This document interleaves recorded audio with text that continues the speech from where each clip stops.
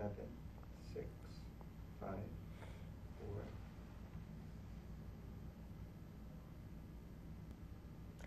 Good evening, Princeton, and welcome to Talk to Me. I'm Esther Mills. Our topic tonight is football, and we have with us the head coach of the College of New Jersey, the head football coach, Eric Hamilton, and we also have with us the executive producer of Talk to Me, Ron Cohen, who is an avid football fan. Recently, you were nominated, Eric, the Liberty Mutual Coach of the Year Award. You were nominated for that award. Tell us a little bit about that. Well, it's interesting. Liberty Mutual this year expanded their Coach of the Year program to all divisions. It was a Division I program when it started, which is the scholarship level, the big-time football that we know and see on TV every day. This year they went down into the Division II and Division III ranks, and I'm very happy to be the inaugural year to be involved with the process, but they started to recognize the coaches that are in the not-so-visible programs, the ones in the non-scholarship programs, the ones who influence students hopefully as much as the bigger coaches do, the bigger-time schools, but have an opportunity maybe to give back a little bit more. So you have been at the school for 31 years. I was a student there, and I went to graduate school there, did my graduate assistantship there, and the opportunity came back when I was 23 years old to become a head coach. And at that time, you were the youngest head coach in the country. Well, tell us what that was like being a head coach at such a young age. Certainly from a football, I was nowhere near ready to take over a job like that. But if you think about where we had 6 coaches over a 4-year period. There was a lot of turnover, a lot of transition. Yeah, that's not good. Yeah, and so who's dumb enough to do it? And why was there so much transition at that time? To answer your question very shortly, that was when the college separated from the academic and the athletic, where the teachers weren't coaches anymore. The teachers were the teachers, the coaches were the coaches. And they had to hire coach. Okay. So they went out and they changed it. So you had a lot of people that were using it as stepping stones to go other places. They went to the older coach on the way down, they left. The younger coach on the way up, they left. Opportunities to move back then were a lot different than what they are right now. Why is it that you've stayed with TC&J and Division III all these years? Did you have aspirations of moving up into Division II or Division I? Every coach has an aspiration to move up. My aspirations weren't, and maybe Ron can identify this more because he follows football. When I first started, to be a head coach at my age, I was just excited to have a job. Coming out of college, I was thrilled to death. 2 years, and I loved the game just like you did. But to be able to do something that you love or thought you were going to love, with your chosen avocation, and have it be at your alma mater to start was a really neat thing. So for me, I had kind of had all roll into one to begin with. Now then, having it and doing something with it's another story. Luckily, my first 4 years we were together. We put a staff of young people together. And let me tell you something. Coaching players that you played with the year before. Oh boy! 2 years before. Think about that. They didn't have respect for you, huh? Or it was hard to make that transition. I can imagine being 23 and coaching an 18-year-old. Are they going to listen to you? Well, let's just say we had. Well, they weren't. Listen, some of them were 21. Oh boy! Let's just say we had an understanding and an agreement, because when you have played and socialized, and I'm being polite here with those people, and now you become their coach, you can't come in and say, hey, do this, do this, do this. If that's not the way it was when you played. Right. Now, did you have a winning streak those first few years of your coaching? Well, we upset the next to last game of the year. We upset our arch rival, Montclair, which was a big win for us. Yeah.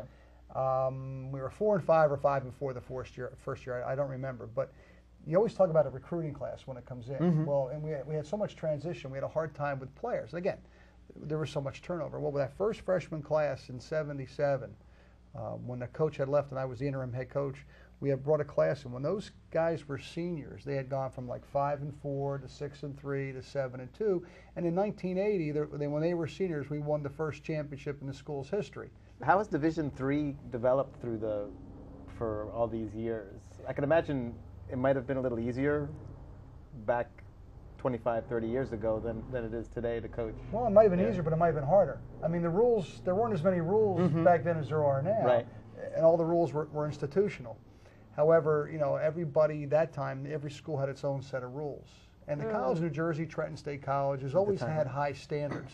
So the playing field for us was always a little bit different, and we knew that. But that was something we used to our advantage. You know, come to our school, Division III, no scholarships, play football, get a good education, and then when you're done, have a career. Now, you've had a lot of successes over your 31 years of coaching football.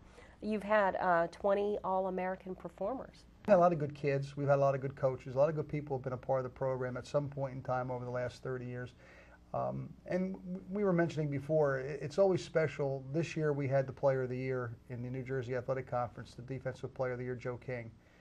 Football's such a team game. To have one guy like that, and he was such a team player, the beauty of seeing somebody that was that talented, that could do that many things in a game, yet it was all about the team winning and losing. It was very special to see that. But more than one player like that, over the years, the number of players you've had that have done well, not only when they played, but when they've graduated. There's so many of our former players who are so successful in life as businessmen, as husbands, you know, as fathers. They're just real good alumni. We have a real strong alumni network. Everybody asks you, how are you going to be next year? Well, sometimes it's not how we're going to be, it's how's everybody else going to be. Our motto is, you're only as good as your last game. You're also involved with some community activities, such as the Sunshine Football Classic game. The Sunshine Foundation for us is an opportunity where we can take the local Mercer County area. What we've done is through the Delaware Valley chapter of the National Football Foundation, which is big in this area, a part of the National Football Foundation and College Hall of Fame. We have 31 or 32 schools that are in it, and we take those. Matter of fact, in March 16th, our Scholar Athlete Dinner, we have a $38,000 scholarship offering to the 30 student athletes that we're going to have in 2 weeks. Now, those same schools have the opportunity to nominate their players to play in this all-star game at the end of June, early July. It's July 2nd this year at the College of New Jersey. And what they do is raise funds to give back to the handicapped and disadvantaged children. I've been involved in the NCAA for a couple different. I spent the last 4 years on the Rules Committee, which was very interesting. Ron, for the NCAA, really? Yeah, well, the Football Rules Committee. And what's been interesting about that is that the biggest thing, you follow college football. What's one of the biggest things you've seen the last 4 years has been instant replay. Yes. And that was so controversial to be absolutely. Involved in that at a school where instant replay has no impact at all. You're laughing, but you know you have input on this. You have a vote to make a difference. Wow. So now I watch games on Saturday, and when it comes to instant replay, I can say I voted for that. Tell us a little bit about some of the footage that was taken at the Liberty Mutual Coach of the Year Award. What was interesting, ceremony. and I didn't know this, and Ethan Lefkowitz from here put together a nice little clip with all the other coaches that all had little clips, and there was a half-hour special on ABC and ESPN television for this Liberty Mutual program. So it was really special for me to see not only obviously my ugly face on the picture, but to see footage from the school and to see it was there. I was very proud that it was a very proud moment to see that and to see our players and our stadium and our kids on the field as part of this with the other 4 coaches from across the country to do that. What would you say is your favorite thing about football? The camaraderie, the team bonding, the fact that no one player, no matter how good they are, can impact the game to where the other 10 aren't on the same page. One last question is, what's your most memorable experience? You know what?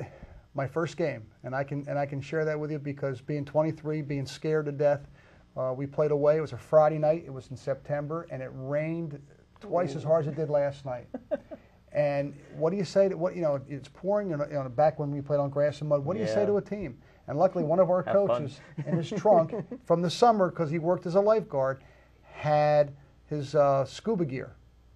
So we put on, I put on flippers and a mask and the goggles with the thing coming out, and we had all the team in the locker room. It's raining. I put it on and walked in. I was, all right, guys, let's go out and play.